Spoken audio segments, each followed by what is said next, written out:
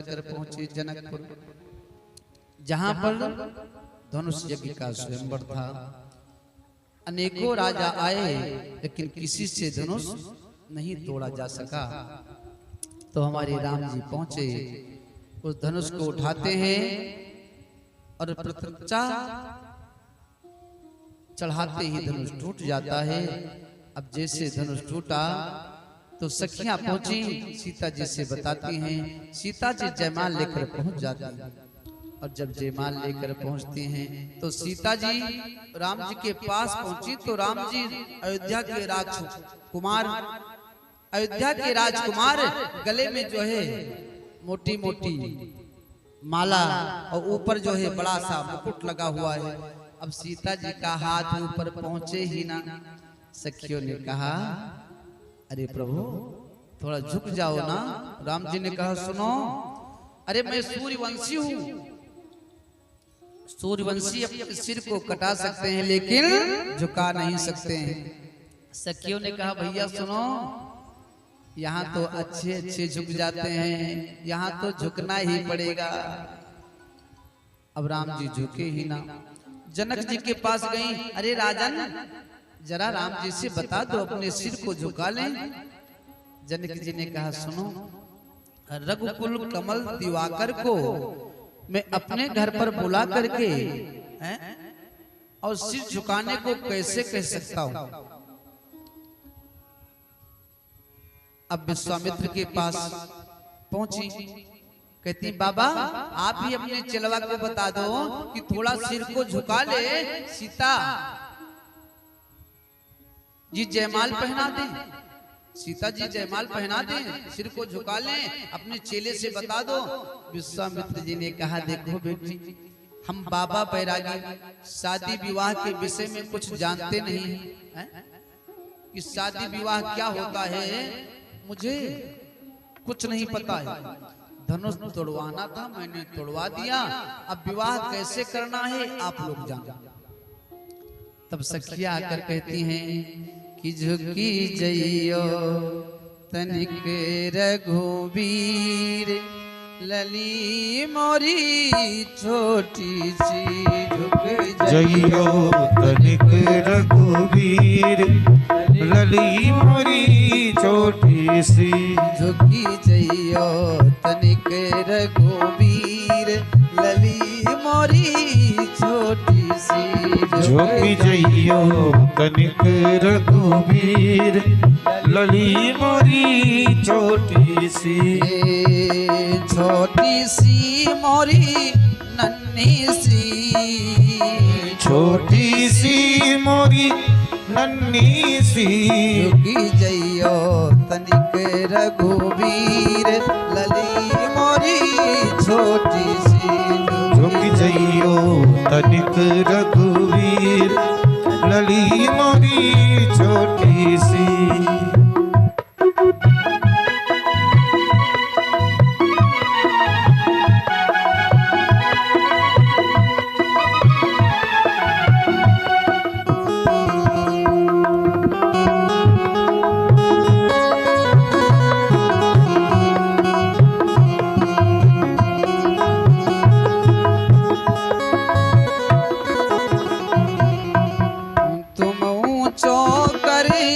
पहुँचत नाही, तुम ऊँचो करी पहुँचत नाही।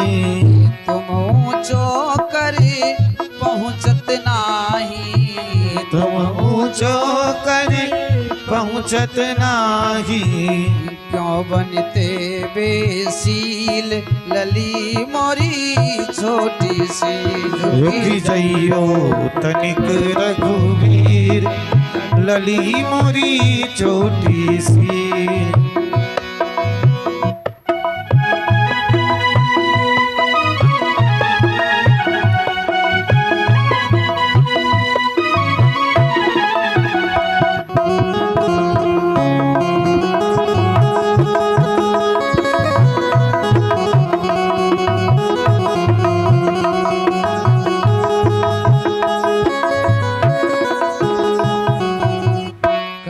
खड़ी सिया पाँव पिराने, कब से खड़ी सिया पाँव पिराने, पाँव पिराने, हाँ पाँव पिराने, पाँव पिराने, हाँ पाँव पिराने। कब से खड़ी सिया पाँव पिराने, कब से खड़ी सिया पाँव पिराने। मन न धरत मेरो धीर लली मोरी छोटी सी, झुकी जइयो तनिक रघुवीर लली मोरी छोटी सी।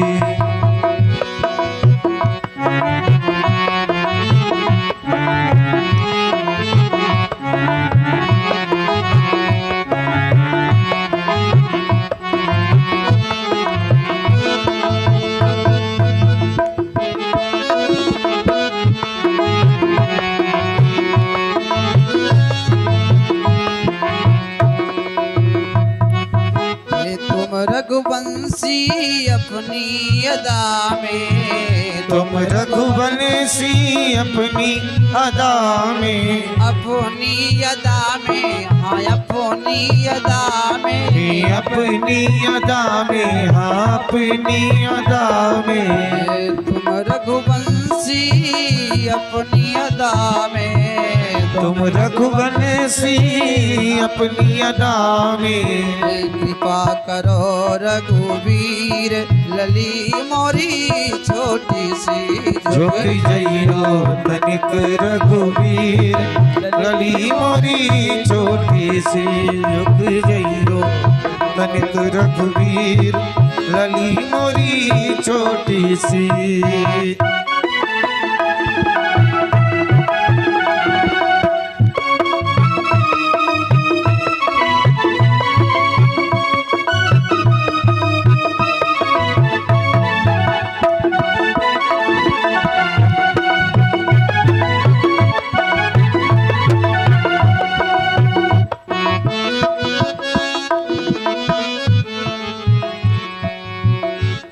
कहती हैं सुनो, यदि आप झुकोगे नहीं, माला गले में नहीं पड़ेगा तो आपको दुल्हन नहीं मिलेगी। सखियां कहती हैं बिन दुल्हने, बिन दुल्हने माँ, बिन दुल्हने माला नहीं पैबो, बिन माला दुल्हन नहीं पैबो, बिन माला दुल्हन नहीं पैबो, बिन माला दुल्हन नहीं पैबो, दुल्हन नहीं पैबो, दुल्हन नहीं पैबो, दुल्हन नहीं पैबो, दुल्हन नहीं पैबो।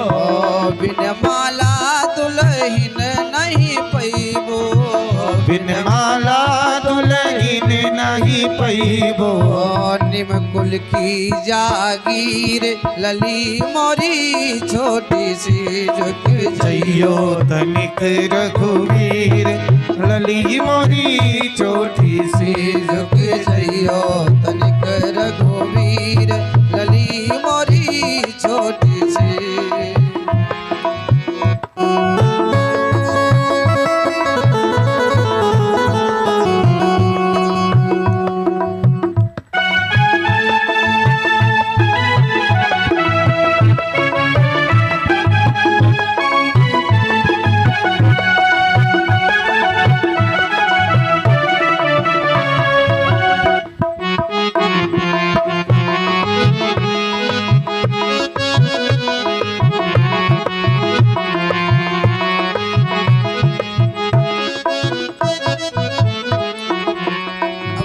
अभी झुके नहीं।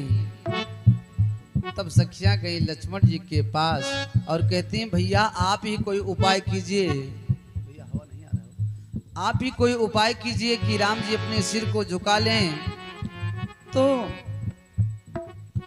अब राम जी को झुकने के लिए छोटे भैया लखनलाल कैसे कह सकते हैं, रामचरित में जगह जगह मर्यादा। तो लक्ष्मण जी कुछ बोले नहीं, जाकर के राम जी के चरणों में गिर गए।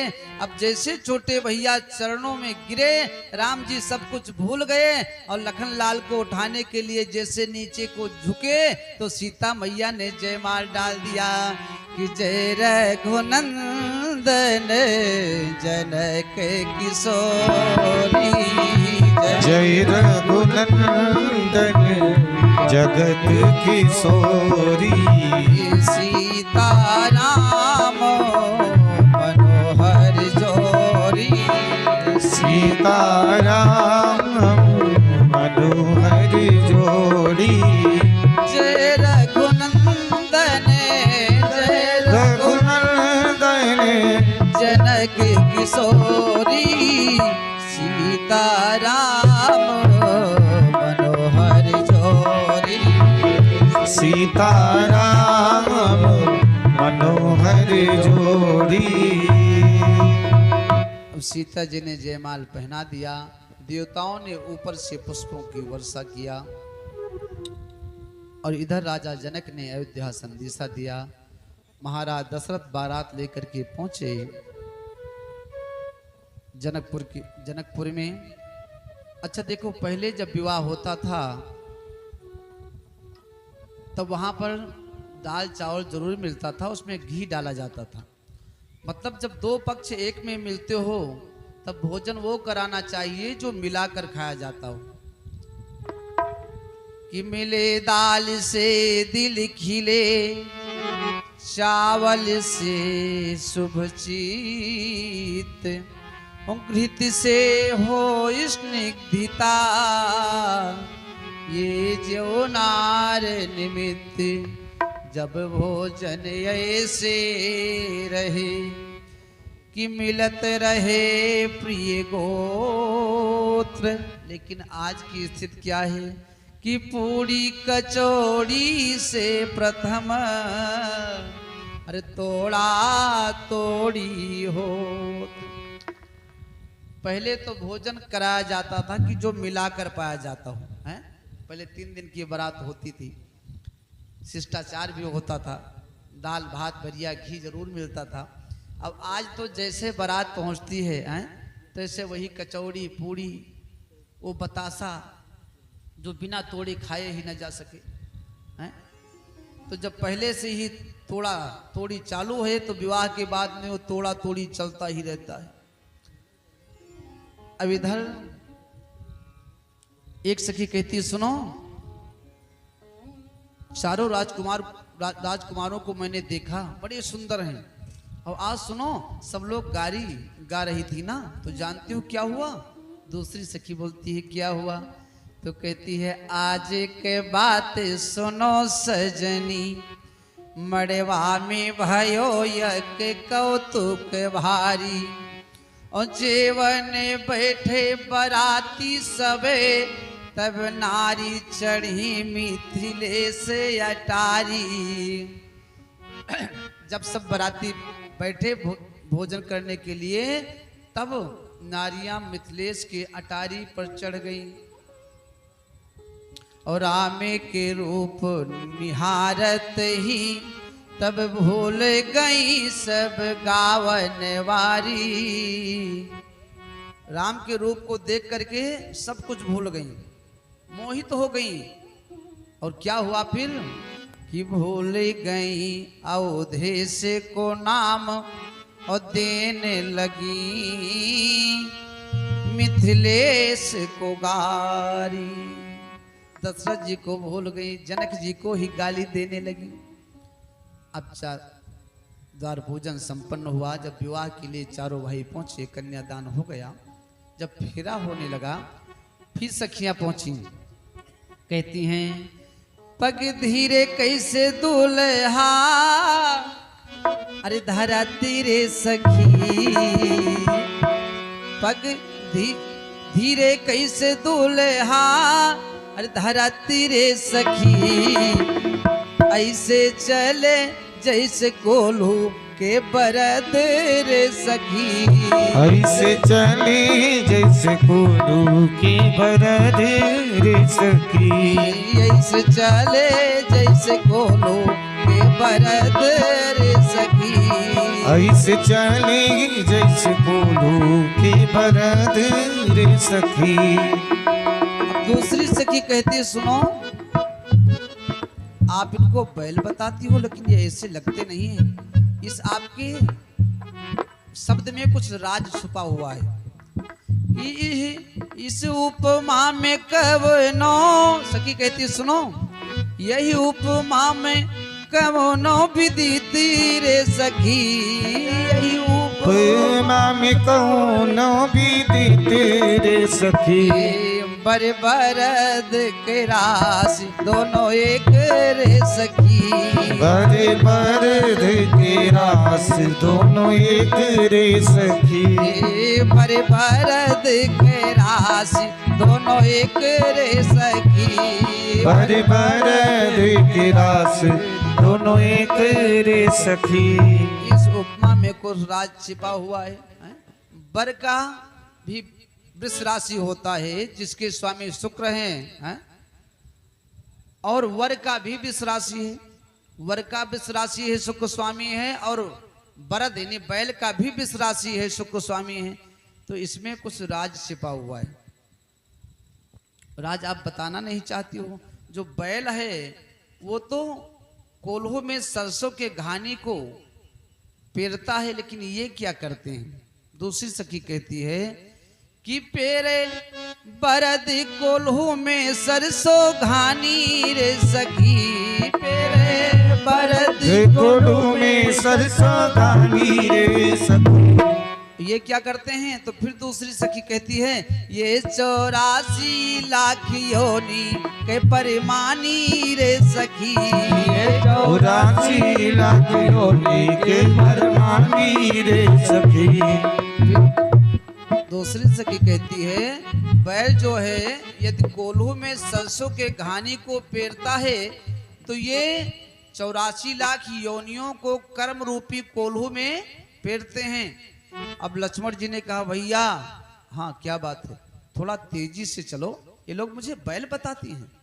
अब जब तेजी से चलने लगे तब सखियां क्या कहती हैं कि पग लंबा कैसे दूल्हा धरत रे सखी, पग लंबा कैसे दूल्हा धरत रे सखी, मनोबंधन से छूटे आज भागे रे सखी, मानो बंधन से छूटे आज भागे रे सखी।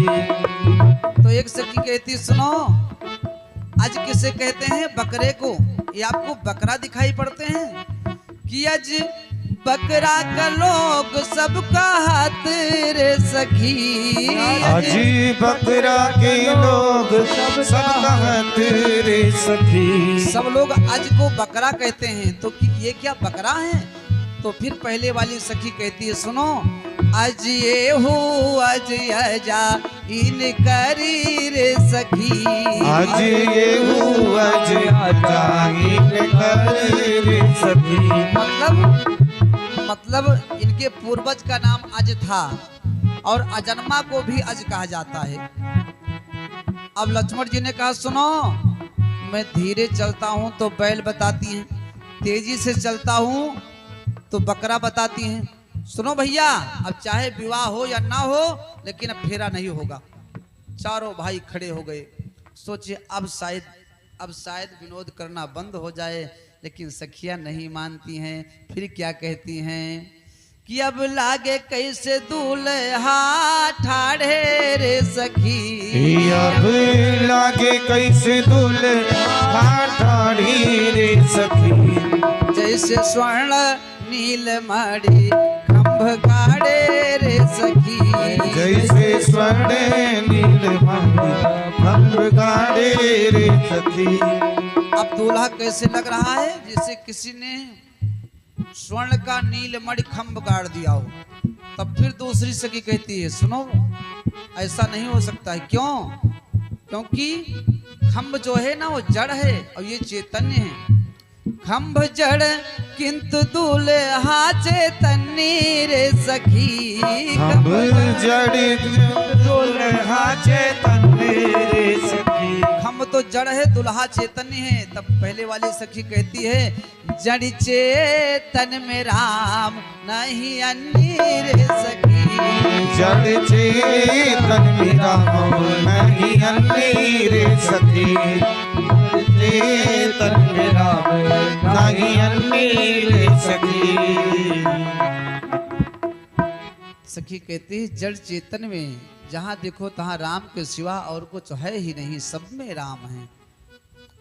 अब इधर लक्ष्मण जी बड़े क्रोधित हुए तो सखियां कहती हैं कि काहे करत अभिमान हो रामा राम लला। काहे करत अभिमान हो रामा राम लला। काहे करत अभिमान हो रामा राम लला। काहे करत अभिमान हो रामा राम लला। लक्ष्मण जी कहते हैं क्यों अभिमान क्यों ना करूं? अरे मुझे पाने के लिए अनेकों वर्षों तक तपस्या करना पड़ता है, तब मैं मिल पाता हूँ। तो सखिया कहती हैं तपस्या करना पड़ता होगा आपके अयोध्या वालों को, और जनकपुर वाले तपस्या नहीं करते। आप जैसे लोगों को तो यहाँ के लोग बुलाते ही नहीं हैं। कि बड़े जतन के बाद पुत्र बन नृप दशरथ घर आए, किंतु जनकपुर समाचार सुनी अरे आ गए बिना बुलाए दशरथ राम लला। तो लक्ष्मण जी कहते हैं सुनो, हमारे पास चिट्ठी गई थी, मैं बिना बुलाए आपके जनकपुर में नहीं आया हूँ। सखियों ने कहा अरे भले आदमी, हमारे यहाँ से चिट्ठी आपके पास नहीं गई थी। नहीं गई थी भाई, आपको विश्वास ना हो तो मेरे बड़े भैया राम जी से पूछ लो। तो सखियां कहती हैं ठीक है, आप अपने बड़े भैया से पूछाओ। अब सखियां राम जी से कहती हैं आप ही बताओ क्या चिट्ठी गई थी? तो जब सखियों के तरफ राम जी देखते हैं तो कहते हैं नहीं गई थी चिट्ठी। लक्ष्मण जी कहते हैं भैया आपने क्या कहा, नहीं गई थी? तब जब लक्ष्मण जी के तरफ देखते हैं राम जी तो कहते हैं नहीं गई थी चिट्ठी, और सखियों के तरफ देखते हैं तो कहते हैं नहीं गई थी चिट्ठी। लक्ष्मण जी के तरफ देखते हैं तो कहते हैं नहीं गई थी चिट्ठी। लक्ष्मण जी कहते हैं भैया अरे साफ साफ बताओ आप क्या कहना चाहते हो? तो राम जी कहते हैं गई थी चिट्ठी गुरु जी के पास और नहीं गई थी हमारे पास। तो लक्ष्मण जी कहते हैं फिर हम सब कैसे आए? तब राम जी कहते हैं कि धनुष यज्ञ सुनी रघुकुल नाथा, हरसि चलो मुनिवर के साथा। धनुष यज्ञ सुनी रघुकुल नाथा, हरसि चलो मुनिवर के साथा। धनुष यज्ञ सुनी रघुकुल नाथा, हरसि चलो मुनिवर के साथा। सुनी रघुकुल नाथा, हरसि चलो मुनिवर के साथा। हम तो धनुष यज्ञ के स्वयंवर को सुने थे, केवल पत्र हमारे पास नहीं गया था, वो गुरु जी के पास गया था, और गुरु जी चले तो हम भी उनके साथ में चल दी। अब पूरी रात्रि ये विनोद चलता रहा। सुबह हुआ, नित्य कर्म से सब लोग निवृत्त हुए। कलेवा खाने के लिए जब पहुंचे, वहां पहुंच गई और कहती हैं कि सुनो कि बतावा बबुआ, अरे बतावा बबुआ लोगवा देत काहे गारी। बतावा बबुआ लोगवा देत काहे गारी। बतावा बबुआ लोगवा देत काहे गारी। हम तो से पूछली अरे हे धनुहाधारी, हम तो से पूछली अरे हे धनुहाधारी। एक भाई गोरा दोसर भाई कारी। बतावा बबुआ लोगवा देत काहे गारी। बतावा बबुआ लोगवा देत काहे गारी। बतावा बबुआ लोगवा देत काहे गारी।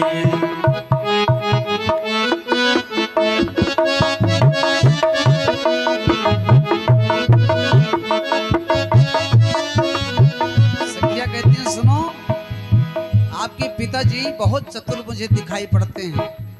राम जी कहते हैं क्या चतुराई है पिताजी में? तब सखिया कहती हैं राजा दशरथ जी ने कैली होशियारी, राजा दशरथ ने कैली होशियारी, राजा दशरथ जी ने कैली होशियारी, राजा दशरथ जी ने कैली होशियारी। एक ही मर्दवा के तीन तीन नारी, बतावा बबुआ लोगवा देत काहे गारी, बतावा बबुआ लोगवा देत काहे गारी, बतावा बबुआ लोगवा देत काहे गारी। एक ही मर्दवा के हो, एक ही मर्दवा के तीन तीन नारी, बतावा बबुआ लोगवा देत काहे गारी, बतावा बबुआ लोगवा देत काहे गारी, बतावा बबुआ लोगवा देत काहे गारी।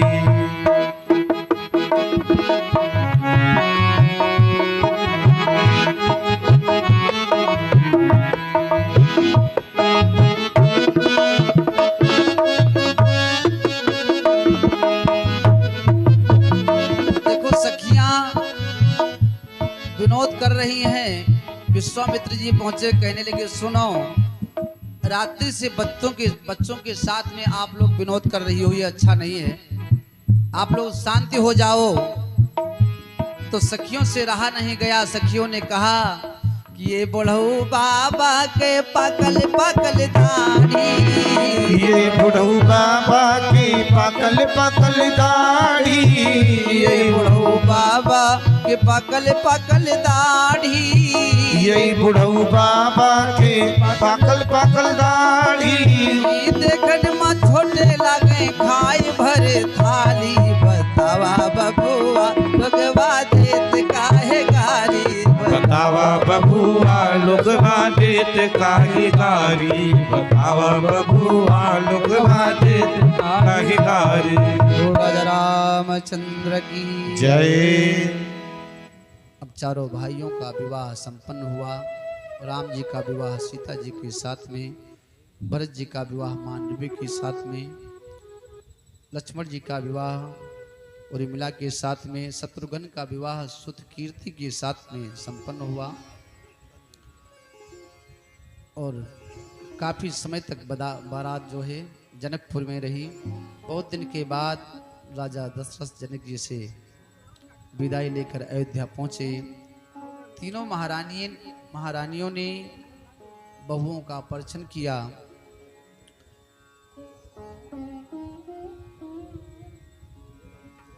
एक दिन की बात है कि महाराज श्री रामचंद्र जी कैकेयी के पास बैठे हुए थे। अच्छा देखो,